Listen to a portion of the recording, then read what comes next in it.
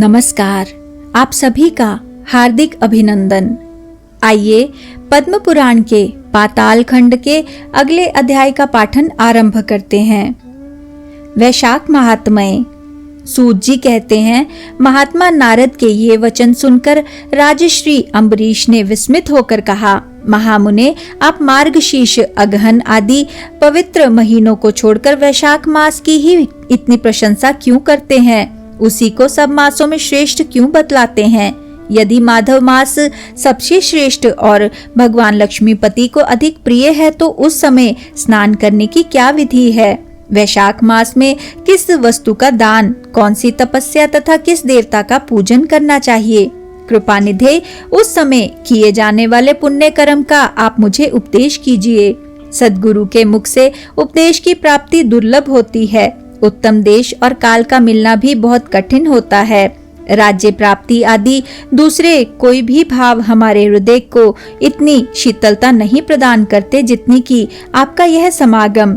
नारद जी ने कहा, राजन सुनो, मैं संसार के हित के लिए तुमसे माधव मास की विधि का वर्णन करता हूँ। जैसा कि पूर्व काल में ब्रह्मा जी ने बतलाया था कि पहले तो जीव का भारतवर्ष में जन्म होना ही दुर्लभ है, उससे भी अधिक दुर्लभ है वहाँ मनुष्य की योनि में जन्म। मनुष्य होने पर भी अपने अपने धर्म के पालन में प्रवृत्ति होनी तो और भी कठिन है। उससे भी अत्यंत दुर्लभ है भगवान वासुदेव में भक्ति, और उसके होने पर भी माधव मास में स्नान आदि का सुयोग मिलना तो और भी कठिन है। माधव मास माधव लक्ष्मीपति को बहुत प्रिय है। माधव वैशाख मास को पाकर जो विधि पूर्वक स्नान, दान तथा जप आदि का अनुष्ठान करते हैं, वे ही मनुष्य धन्य एवं कृतकृत्य हैं।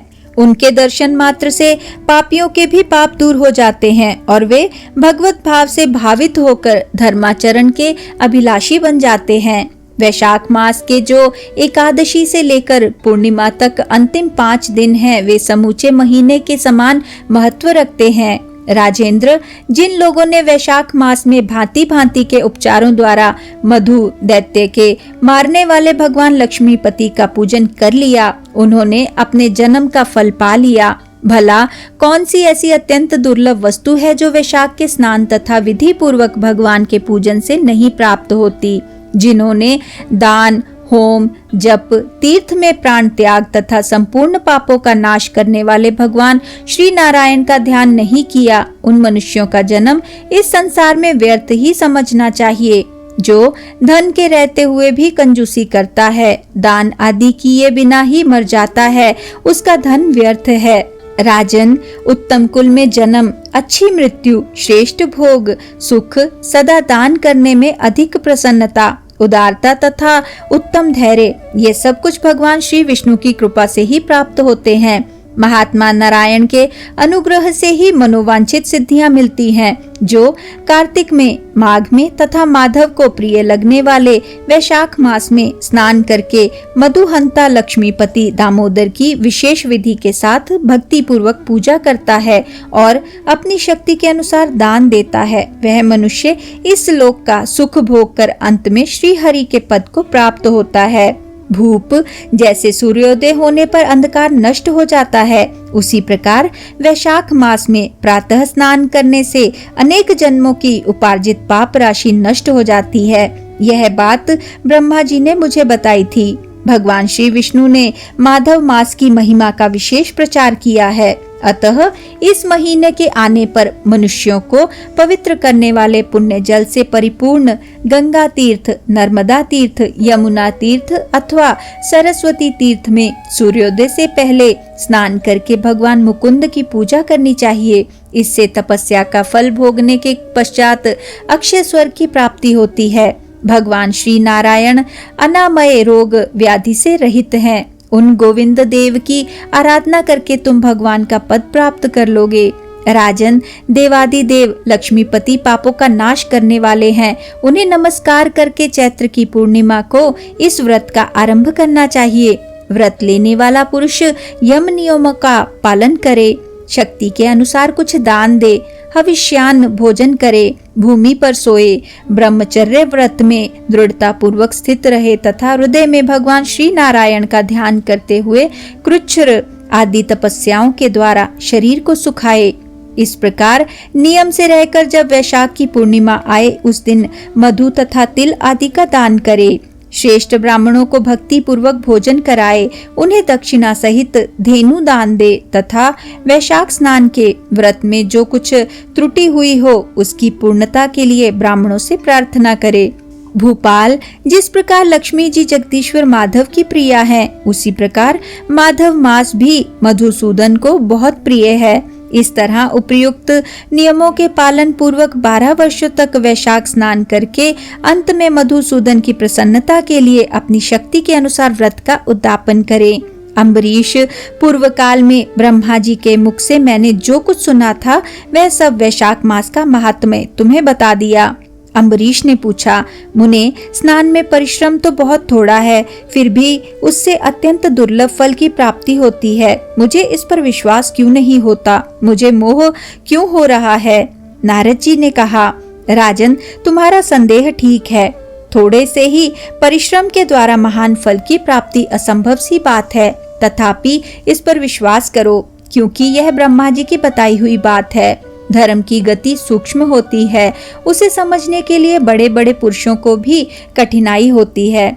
श्री हरि की शक्ति अचिंत्य है, उनकी कीर्ति में विद्वानों को भी मोह हो जाता है। विश्वामित्र आदि क्षत्रिय थे, किंतु धर्म का अधिक अनुष्ठान करने के कारण वे ब्राह्मणत्व को प्राप्त हो गए। अतः धर्म की गति अत्यंत सूक्ष्म है। भूपाल, तुमने सुना होगा, अजामिल अपनी धर्म पत्नी का परित्याग करके सदा पाप के मार्ग पर ही चलता था, तथापि मृत्यु के समय उसने केवल पुत्र के स्नेहवश नारायण कह के पुकारा। पुत्र का चिंतन करके नारायण का नाम लिया, किंतु इतने से ही उसको अत्यंत दुर्लभ पद की प्राप्ति हुई। जैसे अनिच्छा पूर्वक भी यदि आग का स्पर्श किया जाए तो वह शरीर को जलाती ही है, उसी प्रकार किसी दूसरे निमित्त से भी यदि श्री गोविंद का नामोच्चारण किया जाए तो वह पाप राशि को भस्म कर डालता है। जीव विचित्र है, जीवों की भावनाएं विचित्र हैं, कर्म विचित्र है तथा कर्मों की शक्तियां भी विचित्र हैं। शास्त्र में जिसका महान फल बताया गया हो वही कर्म महान है, फिर वह अल्प परिश्रम साध्य हो या अधिक परिश्रम साध्य। छोटी सी वस्तु से भी बड़ी से बड़ी वस्तु का नाश होता देखा जाता है। जरा सी चिंगारी से बोझ के बोझ तिनके स्वाहा हो जाते हैं। जो श्री कृष्ण के भक्त हैं, उनके अनजान में किए हुए हजारों हत्याओं के युक्त भयंकर पातक और चोरी आदि पाप भी नष्ट हो जाते हैं। वीर, जिसके हृदय में भगवान श्री विष्णु की भक्ति है, वह विद्वान पुरुष यदि थोड़ा सा भी पुण्य कार्य करता है तो वह अक्षय फल देने वाला होता है। अतः माधव मास में माधव की भक्ति पूर्वक आराधना करके मनुष्य अपनी मनोवांछित कामनाओं को प्राप्त कर लेता है। इस विषय में संदेह नहीं करना चाहिए। शास्त्रोक्त विधि से किया जाने वाला छोटे से छोटा कर्म क्यों न हो, उसके द्वारा बड़े से बड़े पाप का भी क्षय हो जाता है तथा उत्तम कर्म की वृद्धि होने लगती है।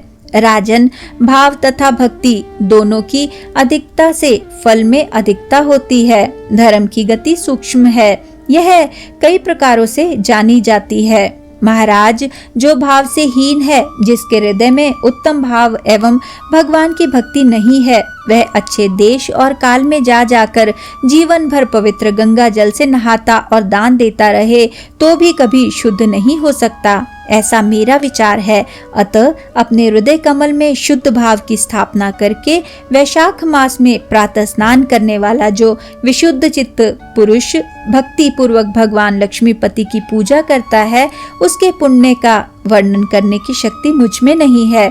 अतः भूपाल, तुम वैशाख मास के फल के विषय में विश्वास करो। छोटा सा शुभ कर्म भी सैकड़ों पाप कर्मों का नाश करने वाला होता है। जैसे हरि नाम के भय से राशि राशि पाप नष्ट हो जाते हैं, उसी प्रकार सूर्य के मेष राशि पर स्थित होने के समय प्रातः स्नान करने से तथा तीर्थ में भगवान की स्तुति करने से भी समस्त पापों का नाश हो जाता है। जिस प्रकार गरुड़ के तेज से सांप भाग जाते हैं, उसी तरह प्रातः काल वैशाख स्नान करने से पाप पलायन कर जाते हैं, यह निश्चित बात है। जो मनुष्य मेष राशि के सूर्य में गंगा या नर्मदा के जल में नहाकर 1, 2 या तीनों समय भक्ति भाव के साथ पाप प्रशमन नामक स्तोत्र का पाठ करता है, वह सब पापों से मुक्त होकर परम पद को प्राप्त होता है।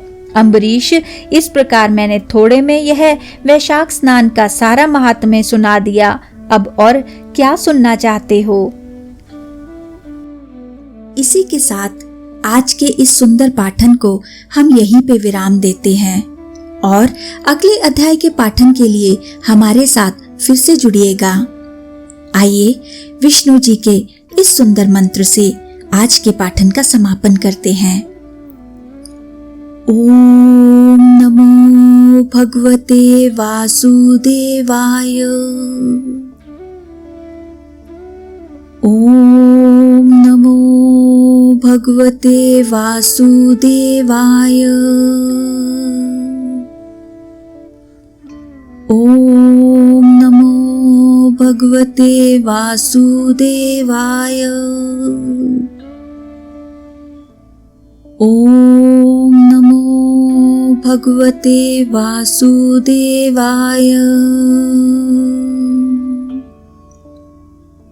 ओम नमो भगवते वासुदेवाय। ओम नमो भगवते वासुदेवाय। ओम नमो भगवते वासुदेवाय। धन्यवाद।